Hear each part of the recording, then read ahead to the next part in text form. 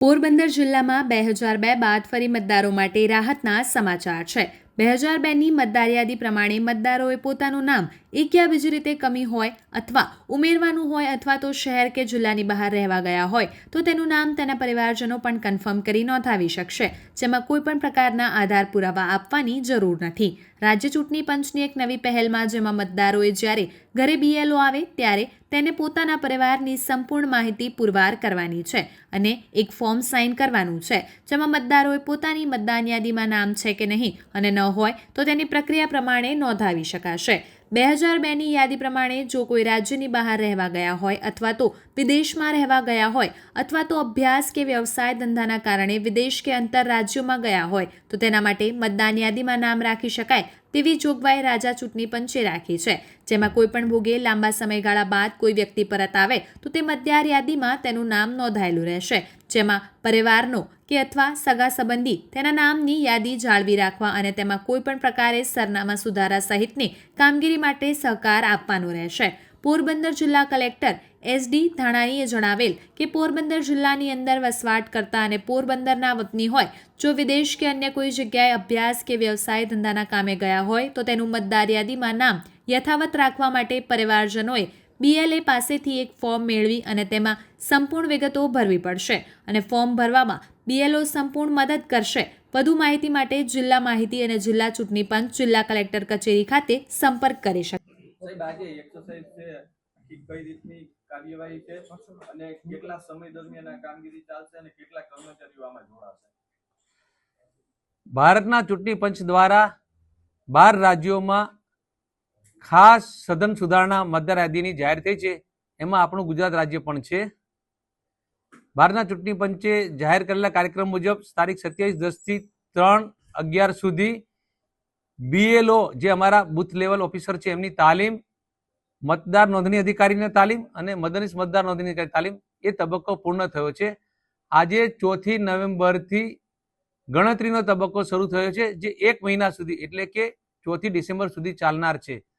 આ તબક્કા દરમિયાન અમારા BLO દરેક ઘરે જઈ હાલની છેલ્લી પ્રસિદ્ધ થયેલી મતદાર યાદીમાં જે પણ મતદારના નામો છે તે તમામ મતદારોના ગણતરી ફોર્મ 2 નકલમાં તેમને પૂરા પાડશે। આ 2 ગણતરી ફોર્મમાં જરૂરી વિગતો ભર્યા બાદ જે તે મતદારે ફોર્મ 1 નકલ BLO ને પાછી આપવાની છે પોતાની સહી કરીને, અને બીજી નકલ જે મતદાર પાસે રહેનાર છે તેમાં BLO પોતે મળ્યાની સહી કરી આપશે। આ ફોર્મમાં મતદારની અત્યારની મતદાર યાદીની જે વિગતો છે તે પહેલેથી જ પ્રિન્ટ થઈને આવી ગઈ છે, માત્ર મતદારે એમાં છેલ્લા ખાનામાં પોતાનો હાલનો એક રંગીન ફોટો ચોંટાડવાનો છે। આ ઉપરાંત મતદારે જો પોતે ઈચ્છતો હોય તો એ ફોર્મમાં એનો આધાર કાર્ડ નંબર વૈકલ્પિક છે આપી શકે છે। સાથે સાથે મતદારે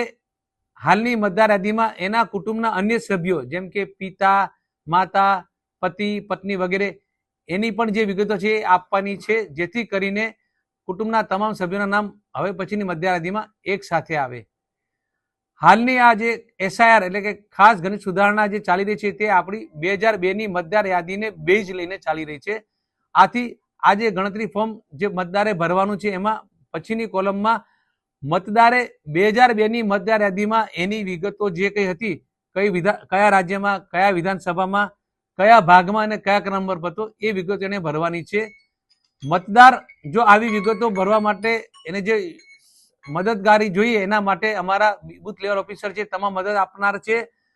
ઓનલાઈન જે વેબ પોર્ટલ છે ભારતના ચૂંટણી પંચનું અને ગુજરાતના મુખ્ય ચૂંટણી અધિકારીનું, એની વિગતો BLO પાસે છે। BLO આ વિગતો મતદારને બતાવીને મતદારની પાસે ભરાવશે, એટલે મતદારે બીજી કોઈ ચિંતા કરવાની જરૂર નથી।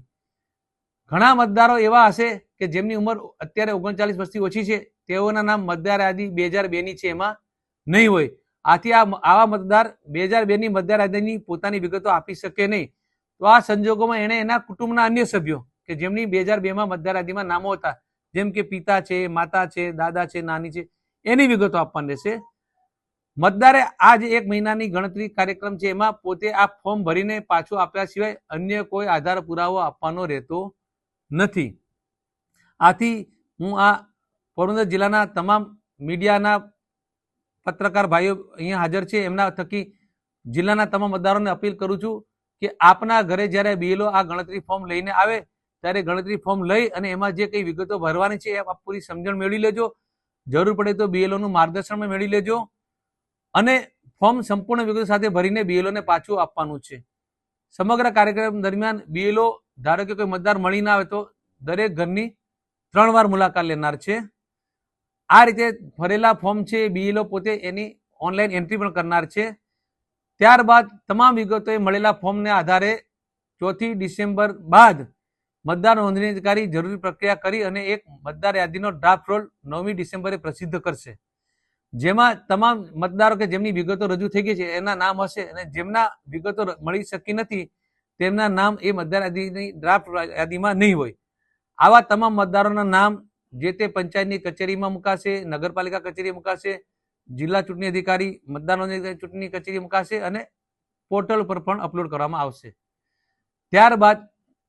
જે મતદાર સ્થળે મળી આવ્યા છે પણ પુરાવા રજૂ કરી શક્યા નથી એમને મતદાર નોંધણી અધિકારી એક નોટિસ આપીને પણ એક તક આપશે કે જેથી જરૂરી આધાર પુરાવા સાથે પોતે રજૂઆત કરે તેનું નામ જે હમણાં નીકળી જશે ડ્રાફ્ટ મતદાર યાદીમાં પાછું પુનઃ દાખલ થઈ શકશે. જે મતદારો અહીંયા છે જ નહીં અને બીએલઓ ને કે તંત્રને મળી શકે નથી તેના માટે આ જ આખું ફોર્મ ઓનલાઈન પર ઉપલબ્ધ કરવામાં આવશે જેથી ઓનલાઈન પણ પોતાની વિગતો ભરી શકે અને એ પોતે પણ ઓનલાઈન ફોર્મ ભરતી વખતે એને કંઈ મુશ્કેલી હોય તો અમારો સંપર્ક કરી શકે જેથી કરીને 2002ની વિગતો મેળવવા માટે અમે એને મદદરૂપ થઈશું. અમે રાજકીય પક્ષો સાથે પણ બેઠક કરી અને રાજકીય પક્ષોને પણ વિનંતી કરી છે કે આ 1 મહિનાના કાર્યક્રમમાં તેઓ પણ સહકાર આપે અને આ કામગીરીમાં તેઓ પોતે પણ પક્ષ દીઠ દરેક બૂથ માટે એક બીએલએ બૂથ લેવલ એજન્ટ નિમે જેથી કરીને બીએલઓ સાથે આવા બીએલએ પણ કામગીરીમાં જોડાય અને મદદ કરે જેથી કરીને આખી કાર્યક્રમ સમયસર અને સંપૂર્ણ શુદ્ધતા સાથે પૂર્ણ થાય. આખી સુધારણાનો મુખ્ય એસઆઈ 2 છે કે કોઈ પણ લાયક મતદાર છે મતદાર યાદીમાં હોવો જોઈએ, એનું નામ કોઈ પણ રીતે નીકળી ન જાય, ચાલુ રહે અને જે કોઈ મતદાર યાદીમાં મતદાર તરીકે નોંધાવાને ધારો કે કોઈ કારણસર ગેરલાયક છે તેનું નામ મતદાર યાદીમાં આવે નહીં અને આવેલું હોય તો નીકળી જાય. એટલે હું તમામ મતદારોને ફરીથી અપીલ કરું છું મીડિયાના માધ્યમ થકી કે આપ આ 1 મહિનાના કાર્યક્રમ દરમિયાન આપની મતદાર યાદીની વિગતોની દર્શાવતું આ ફોર્મ છે સંપૂર્ણ રીતે ભરી આપના બીએલઓને સબમિટ કરાવી દો જેથી આપનું નામ મતદાર યાદીમાં ચાલુ રહેશે, આપના કુટુંબના સભ્યોનું પણ ચાલુ રહેશે. જે મતદાર કોઈ કારણસર પોતાના મત વિસ્તારમાં હાલ ઉપલબ્ધ નથી ધંધો રોજગાર કે અભ્યાસના કારણે પરંતુ એ મતદાર તરીકે નોંધવાને લાયક છે તો આવા કિસ્સામાં એના કુટુંબના સભ્ય જે અહીંયા હાલ રહે છે એ પોતે પણ આ ફોર્મ ભરી શકે છે.